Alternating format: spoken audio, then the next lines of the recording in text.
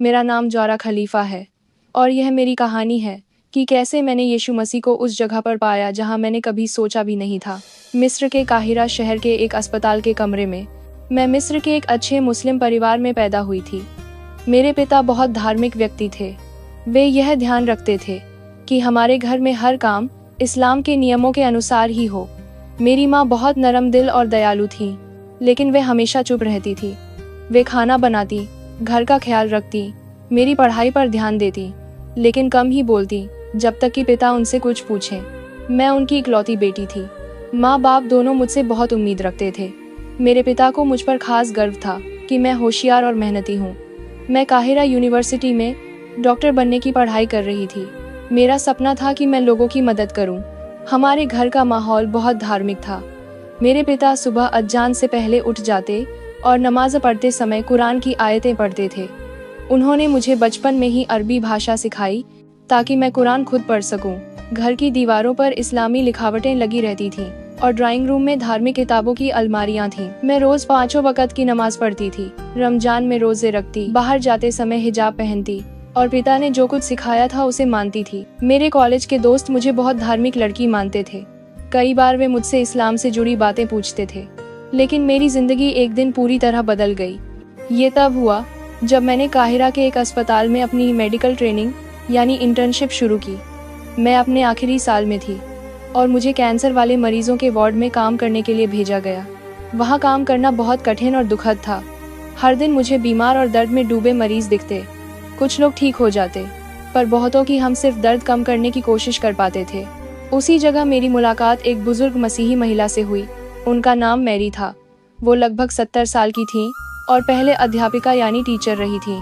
वो मिस्र की ही थीं, लेकिन मसीही थीं जो वहाँ बहुत कम लोग हैं। जब वे अस्पताल आईं तो बहुत कमजोर थीं।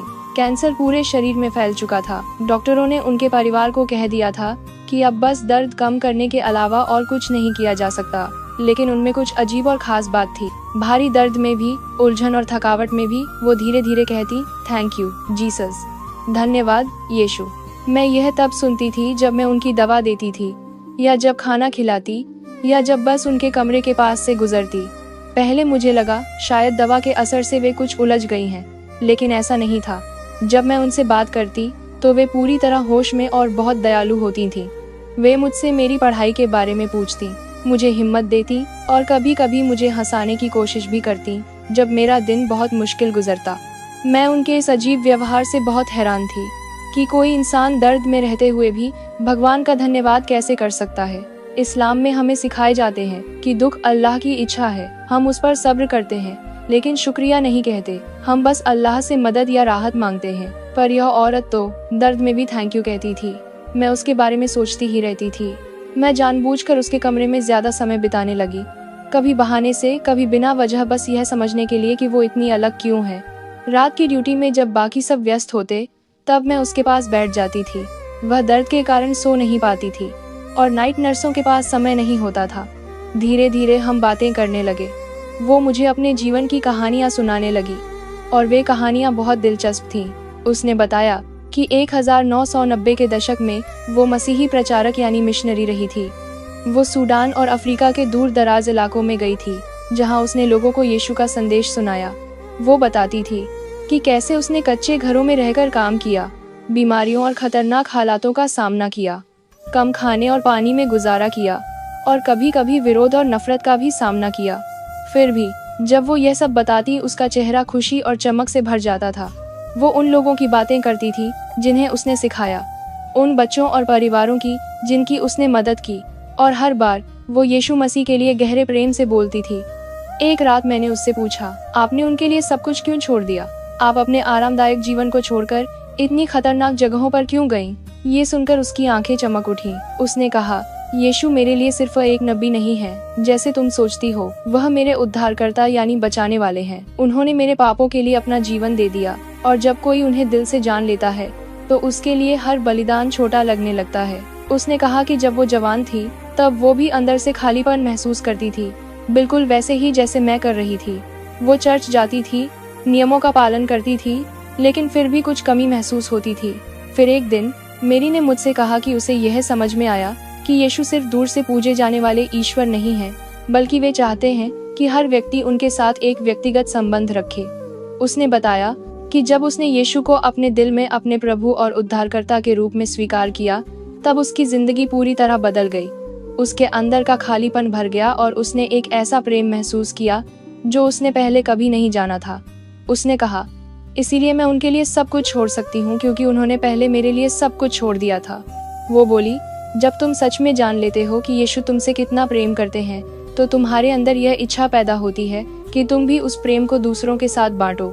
रात दर रात हम बातें करते थे। उसने कभी मुझे इस्लाम छोड़ने के लिए नहीं कहा।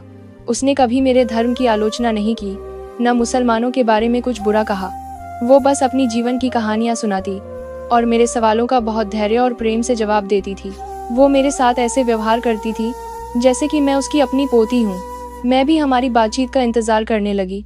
धीरे धीरे हमारे बीच एक ऐसा रिश्ता बन गया जैसा मैंने अपने परिवार के बाहर कभी महसूस नहीं किया था। वो मेरे पढ़ाई, मेरे सपनों और मेरे परिवार के बारे में पूछती। जब मैं उसे बताती कि मुझ पर अपने पिता का नाम रोशन करने का कितना दबाव है, तो वह मुझे हिम्मत देती और कहती, ईश्वर ने तुम्हारे जीवन के लिए एक विशेष योजना बनाई है। उस समय मुझे समझ नहीं आता था कि उसका क्या मतलब है।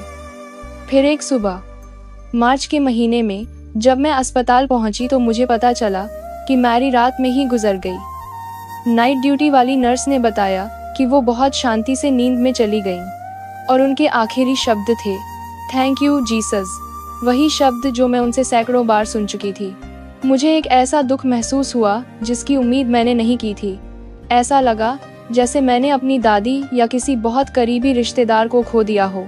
मैंने पहले भी मरीजों को मरते देखा था, लेकिन कभी इतनी गहरी पीड़ा नहीं हुई थी। मैं खुद को रोते हुए अस्पताल के बाथरूम में पाई, जबकि मैं आमतौर पर पेशेवर और मजबूत रहने की कोशिश करती थी।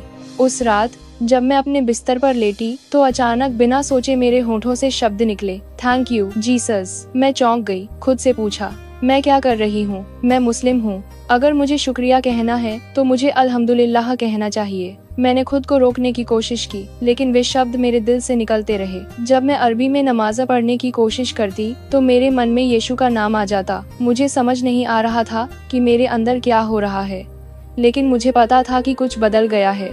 ऐसा लगा जैसे मैरी ने मेरे दिल में कोई बीज बो दिया था, जो अब धीरे धीरे अंकुरित हो रहा था।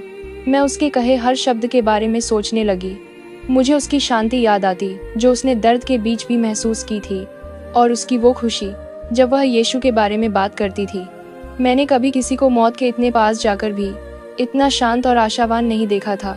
अधिकतर मुस्लिम मरीज जिन्हें मैंने देखा, वे मरते समय डरे हुए होते थे, यह सोचते हुए कि क्या वे जन्नत में जाने लायक हैं या नहीं। लेकिन मैरी को पूरा विश्वास था कि वो मरने के बाद यीशु के पास ही जाएगी। मैरी की मौत के कुछ समय बाद मुझे अजीब सपने आने लगे। इन सपनों में एक व्यक्ति सफेद उजले वस्त्रों में मेरे सामने आता। मैं उसका चेहरा साफ नहीं देख पाती, लेकिन जब वो पास होता तो मुझे एक गहरी शांति महसूस होती थी। वो कभी मुझसे कठोरता से नहीं बोलता, न मुझे मेरे मुस्लिम होने के लिए दोष देता। वो बस मेरे सामने खड़ा रहता था और मैं अपने अंदर एक अद्भुत प्रेम और स्वीकृति का एहसास करती, जैसा मैंने पहले कभी नहीं किया था। जब मैं इन सपनों से जाग जाती तो मेरा दिल जोर जोर से धड़कता, डर से नहीं, बल्कि इस बात की चाह में कि यह व्यक्ति कौन है। लेकिन दिल की गहराइयों में मैं जानती थी कि वो यीशु ही है, पर मैं खुद से यह मानने से डरती थी। ये सपने हफ्ते में 2 या 3 बार आने लगे। हर बार मैं जागने के बाद यीशु के बारे में और जानने की इच्छा महसूस करती। मैंने मसीहत के बारे में पढ़ना शुरू किया।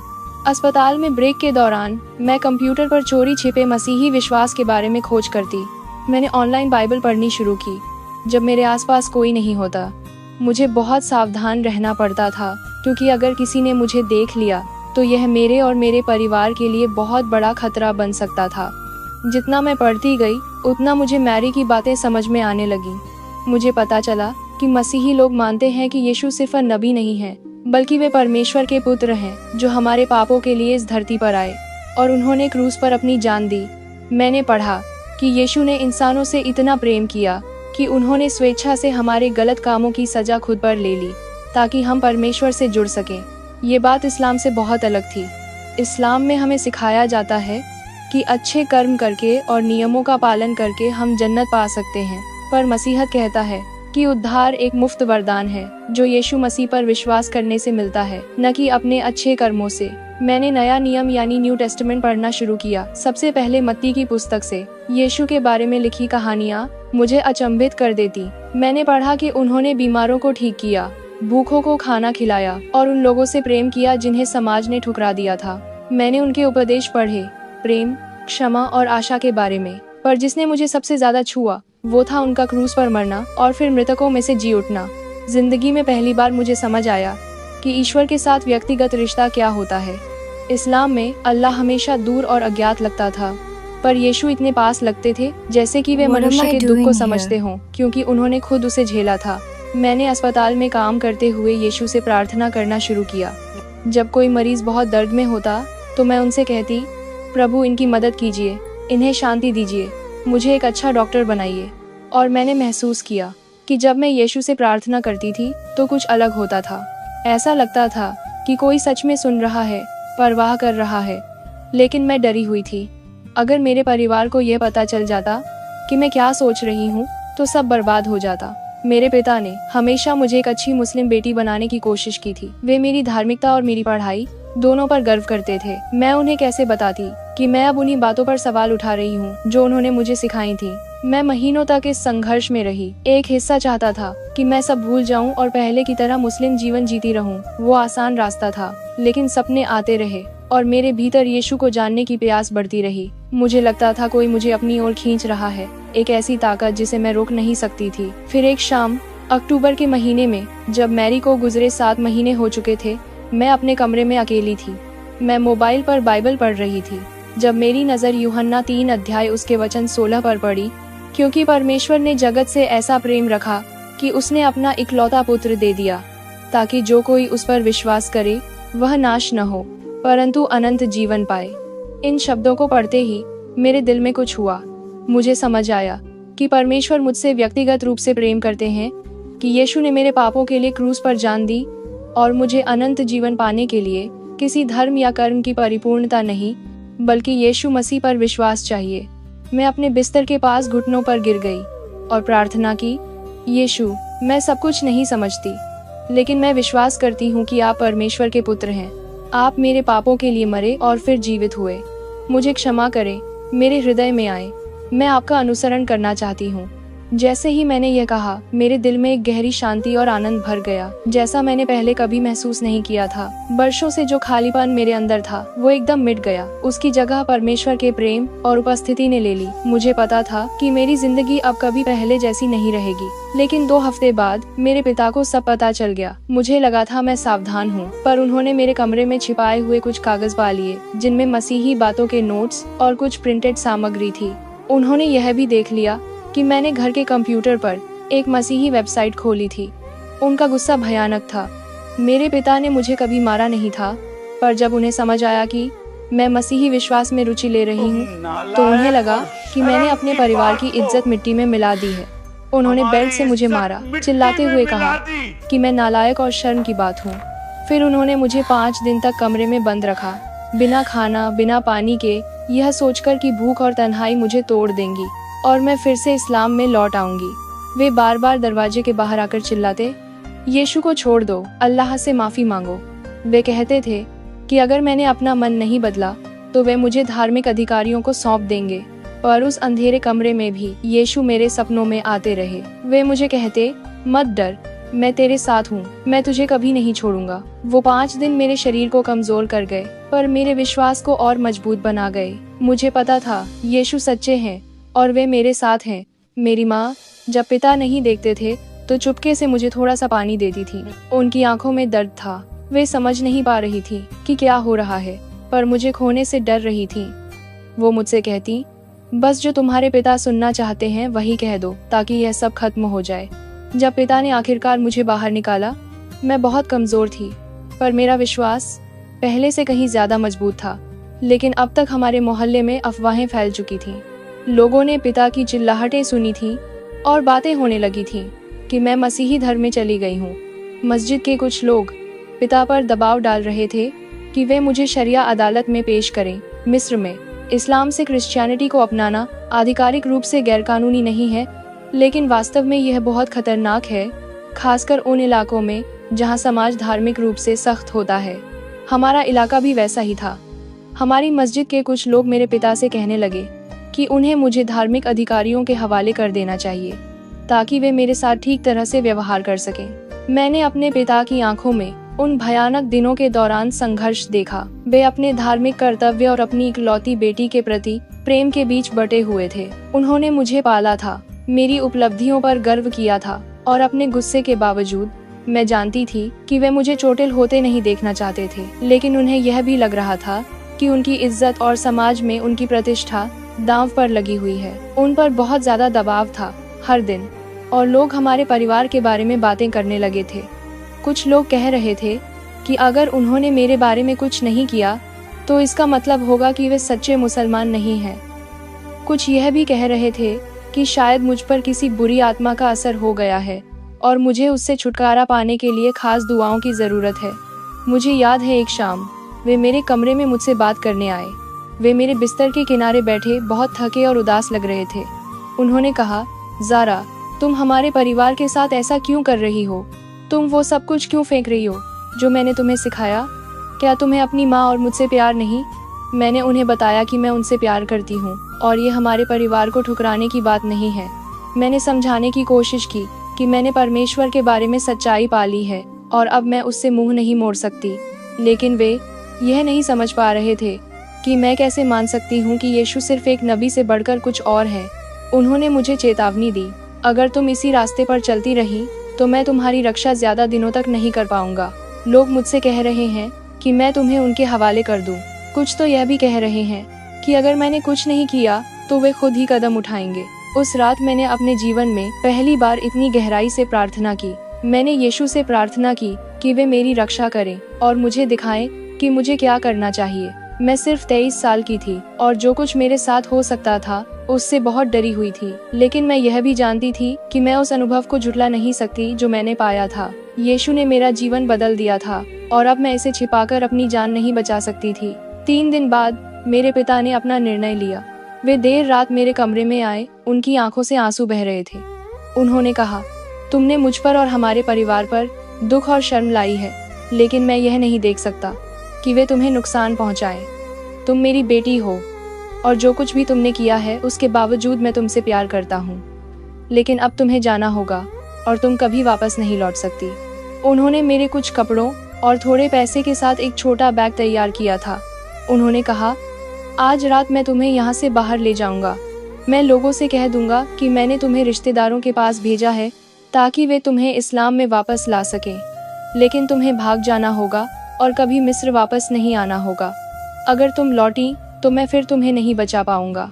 जब हम काहिरा की अंधेरी गलियों से धीरे धीरे निकल रहे थे, मेरा दिल टूट रहा था। यही वह आदमी था जिसने मुझे साइकिल चलाना सिखाया था, जो मेरे मेडिकल कॉलेज में दाखिले पर सबसे ज्यादा खुश हुआ था, जिसने मेरी हर सफलता पर गर्व किया था। और अब वही आदमी मेरी मदद कर रहा था ताकि मैं यीशु मसीह में अपने विश्वास के कारण भाग सकूं। जब हम अपने मोहल्ले के किनारे पहुंचे तो उन्होंने रुककर मुझे आखिरी बार गले लगाया। उन्होंने फुसफुसाकर कहा, मुझे समझ नहीं आता कि तुम्हारे साथ क्या हुआ है, लेकिन तुम अब भी मेरी बेटी हो। मैं प्रार्थना करता हूँ कि किसी दिन तुम इस्लाम में वापस लौट आओ और हम फिर एक परिवार बन जाएं।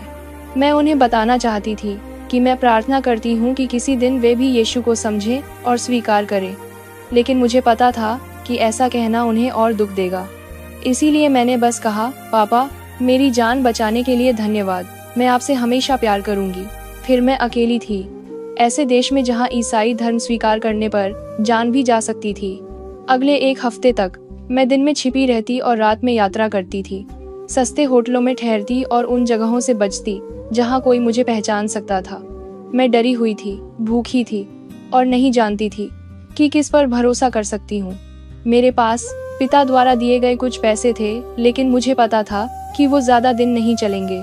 मैंने कुछ मसीही संस्थाओं से संपर्क करने की कोशिश की जिन्हें मैंने इंटरनेट पर ढूंढा था, लेकिन ये बहुत कठिन था क्योंकि मुझे सावधानी रखनी पड़ती थी कि कोई मेरी बात सुन न ले या मेरा पता न लगा ले। मिस्र में मसीही अल्पसंख्यक हैं, लेकिन वे भी मुस्लिम धर्म छोड़ने वालों की मदद करते हुए सावधान रहते हैं क्योंकि इससे उनके समुदाय को परेशानी हो सकती है। करीब 10 दिन बाद जब मैं लगातार छिपती और मदद ढूंढती रही, तब परमेश्वर ने मुझे काहिरा के एक दूसरे हिस्से में रहने वाले एक मसीही परिवार तक पहुंचा दिया। मैं एक बाजार में भटक रही थी, यह सोचते हुए कि अब कहाँ जाऊं। तभी मैंने एक औरत को अपनी बेटी से चर्च सेवा के बारे में बात करते सुना।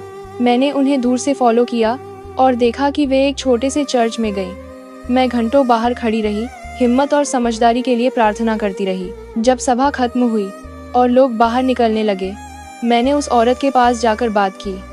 मैं इतनी डरी हुई और निराश थी कि रोने लगी और सब कुछ बता दिया कि मैं एक मुस्लिम हूँ जिसने मसीहत को अपना लिया है और मुझे मदद चाहिए। वो चारों ओर देखने लगी, फिर मेरा हाथ पकड़कर बोली, मेरे साथ चलो। वो और उनका परिवार मुझे अपने घर ले गए और गैरेज के ऊपर एक छोटे कमरे में छिपा दिया। उन्होंने अपनी जान जोखिम में डालकर मेरी मदद की और मैं उनकी हिम्मत और दया कभी नहीं भूलूंगी। इस परिवार ने मुझे एक गुप्त मसीही नेटवर्क से जोड़ा जो खतरे में पड़े परिवर्तित लोगों की मदद करता है। मैंने जाना कि मिस्र में बहुत से लोग ऐसे हैं जिन्होंने गुप्त रूप से मसीह को स्वीकार किया है, लेकिन जोखिम के कारण उन्हें छिपकर रहना पड़ता है। कुछ को जेल में डाल दिया गया, कुछ को उनके अपने परिवारों ने मार डाला और बहुतों को देश छोड़ना पड़ा। जल्द ही मेरे पुराने मोहल्ले में यह खबर फैल गई कि जो कोई मुझे ढूंढे वो मुझे जिंदा या मरी हुई हालत में वापस लाए। मेरे पिता ने अधिकारियों से कहा कि उन्होंने मुझे रिश्तेदारों के पास भेजा है, लेकिन किसी ने उन पर विश्वास नहीं किया। लोगों ने महीनों तक मुझे ढूंढा। परमेश्वर की कृपा और उन साहसी मसीहियों की मदद से मेरे सुरक्षित निकलने की व्यवस्था हुई। सारे कागजात और यात्रा के इंतजाम पूरे होने में कई महीने लग गए। उस दौरान मुझे छिपकर रहना पड़ा। बहुत कम बाहर निकलती और हमेशा सावधान रहती कि कोई मुझे देख न ले। अब मुझे अपना देश छोड़े 5 साल हो चुके हैं। ये साल मेरे जीवन के सबसे कठिन लेकिन सबसे सुंदर साल रहे हैं। मैंने यीशु मसीह में अपने विश्वास में बहुत वृद्धि की है। मैंने अमेरिका में एक नई जिंदगी बनाई है और अपने चर्च में सक्रिय रूप से सेवा करती हूँ। जो खालीपन मैं पहले महसूस करती थी वो पूरी तरह गायब हो गया है। जब मैं यीशु से प्रार्थना करती हूँ तो मुझे पता है कि वे मेरी सुनते हैं और मुझसे प्रेम करते हैं। लेकिन मैं अब भी अपने परिवार को बहुत याद करती हूँ, खासकर अपने पिता को। जो कुछ भी हुआ उसके बावजूद मैं जानती हूँ कि उन्होंने मुझसे प्यार किया। यह बात कि उन्होंने मुझे बचाने में मदद की बजाय मुझे सौंप देने के, उसी प्रेम को दिखाती है। मैं अक्सर उनके बारे में सोचती हूँ और प्रार्थना करती हूँ कि मेरे दोनों माता पिता भी मसीह के प्रकाश और प्रेम को जाने।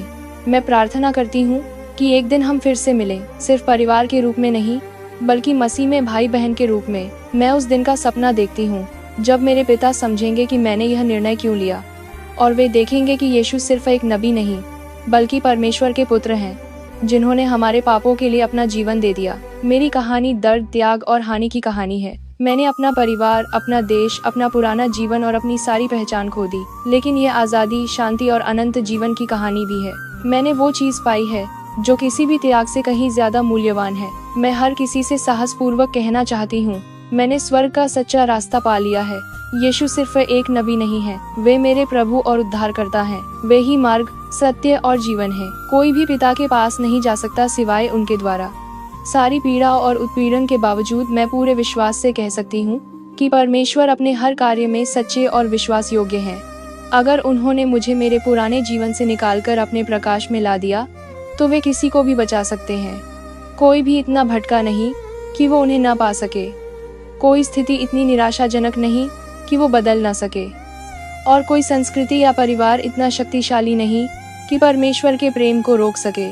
मेरे मुस्लिम दोस्तों से मैं यह कहना चाहती हूँ कि मैं यह कहानी आपको चोट पहुँचाने या इस्लाम पर हमला करने के लिए नहीं बता रही हूँ। मैं ये इसलिए बता रही हूँ क्योंकि मैंने सत्य पाया है और सत्य को बांटने के लिए ही होता है। यीशु आपसे उतना ही प्रेम करते हैं जितना मुझसे करते हैं। वे आपको भी अपने पास बुला रहे हैं जैसे उन्होंने मुझे बुलाया था। और अपने मसीही मित्रों से मैं कहना चाहती हूँ, कभी भी खोए हुए लोगों के लिए प्रार्थना करना मत छोड़िए। आप नहीं जानते कि परमेश्वर आपकी गवाही को कैसे इस्तेमाल करेगा, चाहे वो कितनी ही छोटी क्यों न लगे। वो बुजुर्ग औरत जिसने अस्पताल में मुझे देखा था, उसने मुझ पर कभी जोर नहीं डाला, न मुझे उपदेश दिया। उसने बस अपने विश्वास को सच्चाई से जिया, यहाँ तक कि अपने दुख में भी।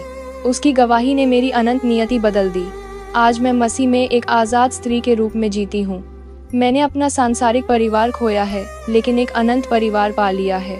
मैंने अपना देश छोड़ा है लेकिन अब मैं स्वर्ग की नागरिक हूँ। डर अब नहीं है, खालीपन भर गया है और मुझे वो शांति मिली है जो समझ से परे है।